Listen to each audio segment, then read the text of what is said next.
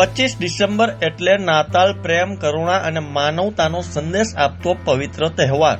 રાજકોટ સહિત સમગ્ર દેશમાં નાતાલને લઈને ઉત્સાહનો માહોલ સર્જાયો છે. શહેરના વિવિધ ચર્ચોમાં પ્રાર્થના, ભજન અને વિશેષ ધાર્મિક કાર્યક્રમોની તૈયારી પૂર્ણ થઈ ગઈ છે. રંગબેરંગી લાઇટ્સ, ક્રિસમસ ટ્રી અને પ્રભુ ઈસુના જન્મ દિવસે સાથે ચર્ચો ઝગમગી ઉઠ્યા છે. નાતાલના પવિત્ર તહેવાર દરમિયાન માત્ર ખ્રિસ્તી સમુદાય જ નહીં, પરંતુ અન્ય ધર્મના લોકો પણ ચર્ચોમાં આવીને શાંતિ અને આશીર્વાદની પ્રાર્થના કરતા જોવા મળે છે.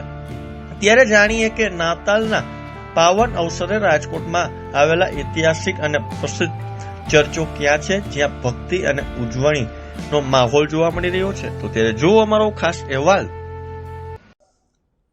મારું નામ છે ફાધર પ્રદીપ અને હું ઇમેક્યુલેટ કન્સેપ્શન ચર્ચમાં એક ફાધર તરીકે, પાદરી તરીકે સેવા આપી રહ્યો છું. અને આ ચર્ચનું નિર્માણ 1849માં થયેલું અને ત્યારથી આ ચર્ચ ચાલી રહ્યું છે. અને આ ચર્ચમાં અને ખાસ કરીને રાજકોટમાં લગભગ 3000 જેટલા લોકો છે આશરે.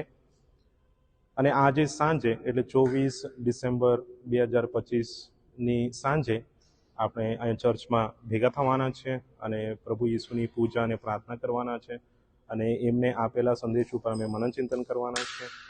અને એ પ્રમાણે આજનો દિવસ જવાનો છે. આવતીકાલે સવારે ફરી 9 વાગે એટલે ભેગા થવાના છે, ફરી પ્રાર્થના પૂજા થશે.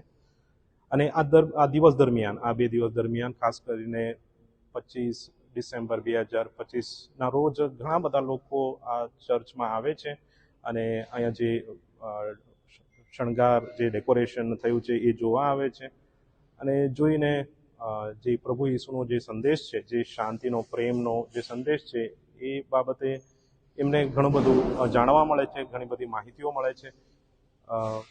અમે પણ આજે જ્યારે સાંજે ભેગા થવાના છે ત્યારે પણ આ બાબત ઉપર આપણે વિચાર કરવાના છે.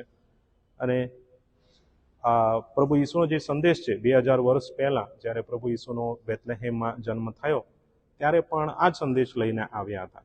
અને ખાસ કરીને આ સમયમાં જ્યારે દુનિયામાં, વિશ્વમાં અશાંતિ છે, યુદ્ધ ચાલે છે, ગરીબાઈ છે, અસમાનતા છે, ત્યારે આ પ્રભુ ઈસુનો સંદેશ જે છે એ ખરેખર જરૂરી લાગે છે. એ બાબત ઉપર આપણને ગંભીરતાથી વિચાર કરવાની જરૂર છે, એને અમલમાં મૂકવાની જરૂર છે, એનું પાલન કરવાની જરૂર છે, જેથી કરીને દેશમાં, વિશ્વમાં શાંતિની સ્થાપના થાય અને સમાનતા રહે, ન્યાય સૌને મળે. એ જ અમારી પ્રાર્થના અને શુભેચ્છા છે.